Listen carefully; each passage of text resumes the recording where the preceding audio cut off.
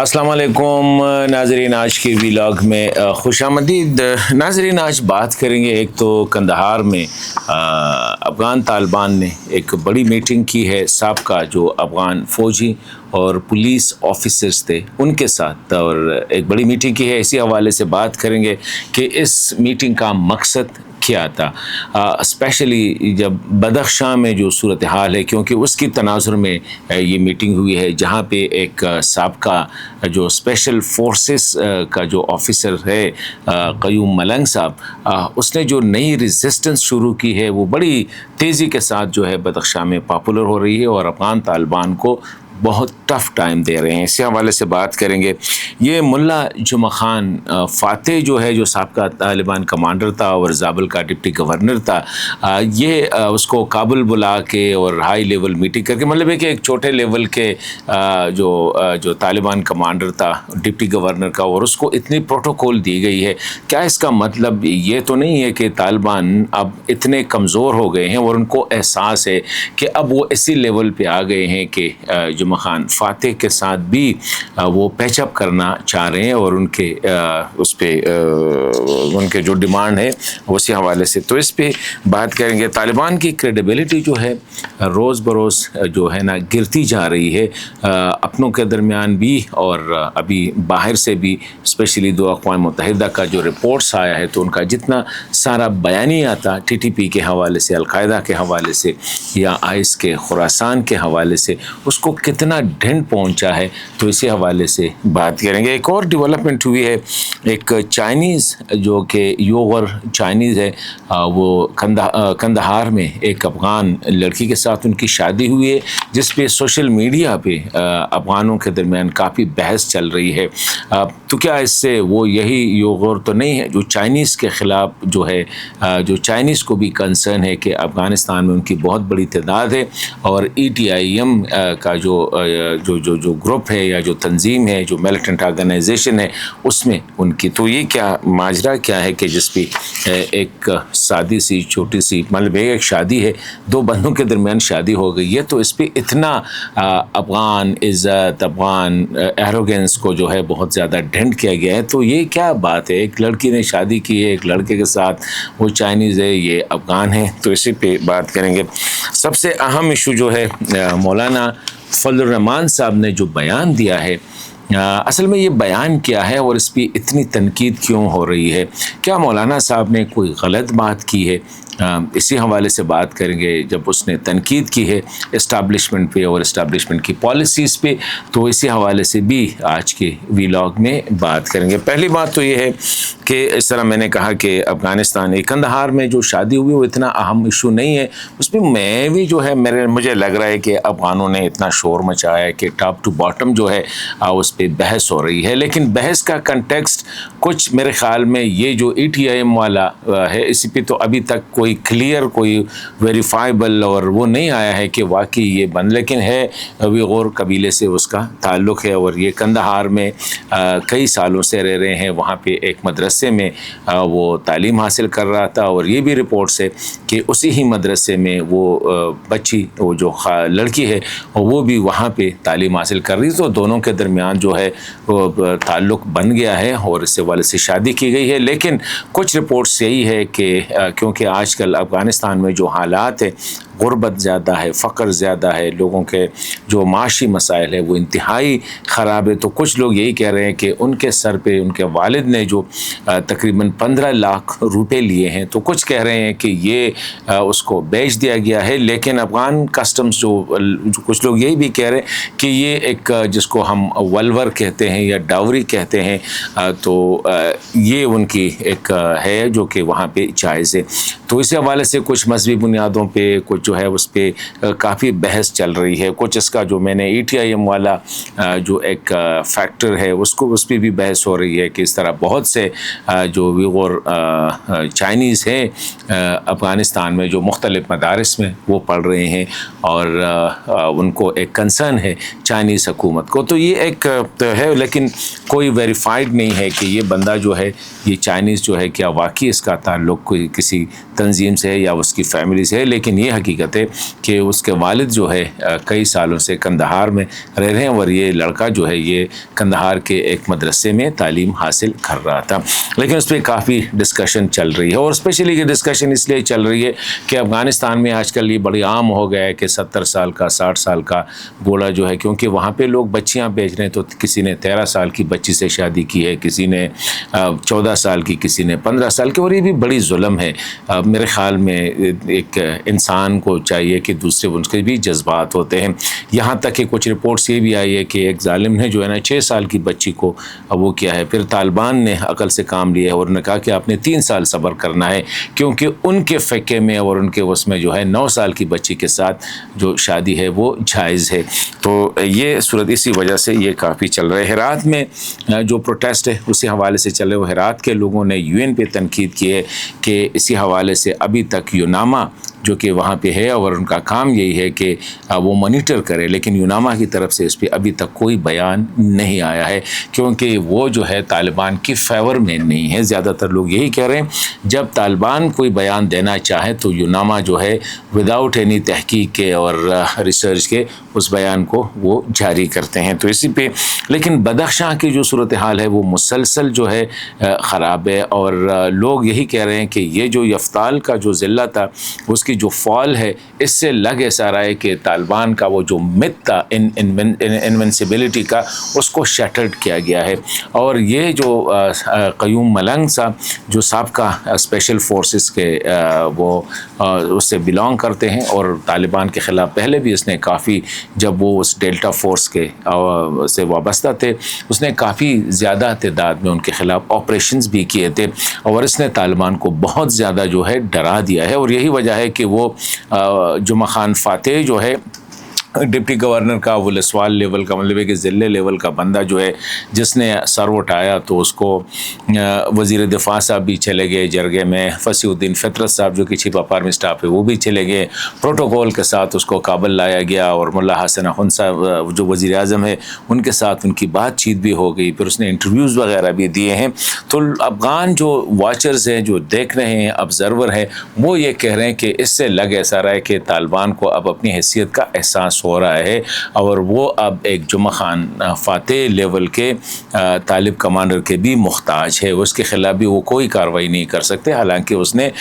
پورا 1 مہینہ جو ہے ان کو ٹینشن بھی تھی اور کافی میڈیا میں ان رہے. وزیر دفاع چلے گئے، سر میں نے کہا سینئر وزراء چلے گئے اور ان کو منت سماجت کر کے اس کو لے، تو اس سے بھی پتہ چل رہا ہے. پھر یہ جو کندہار میں اب رپورٹ سے بھی آ رہی تھی کہ طالبان کا ایک ہیلی کاپٹر بھی اس نے قبضے میں لیا ہے اور جگہ جگہ پہ ان پہ حملے ہو رہے ہیں اور کافی جو ہے ان کو ریسسٹنس کا سامنا ہے بدخشاں میں، اور ہو سکتا ہے کہ آنے والے چند دنوں میں بدخشاں جو ہے وہ طالبان کی ہاتھوں سے چلا جائے، اور یہ ایک بہت بڑی کامیابی ہوگی. اب NRF AFF اور یہ جو سولجرز فرنٹ ہے، ہوم لینڈ سولجر فرنٹ ہے قیوم ملنگ صاحب کا، تو یہ بھی اب کافی ایکٹیو ہو گئے. تو ایک فرنٹ سے وہ کر رہے ہیں. ساتھ ہی نورستان سے بھی خبریں آ رہی ہے کہ وہاں پہ بھی جو مزاحمت گروپ ہے وہ اب سر اٹھا رہے ہیں. تو اگر اس طرح یہ چلتا گیا، اس سے پہلے تو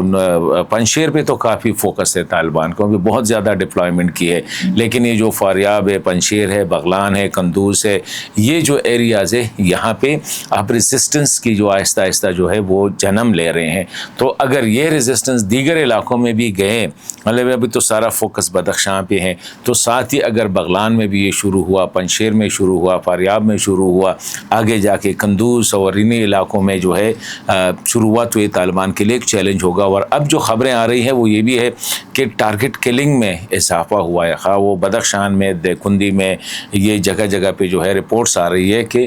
ٹارگٹ کلنگ میں کافی زیادتی آئی ہے. ابھی یہ جو بدخشاں میں جو یہ قیوم ملنگ صاحب کا جو فنامنا سامنے آیا ہے، تو اس نے طالبان کو کافی شیٹرڈ کیا ہے، ان کی کانفیڈنس کو جو ہے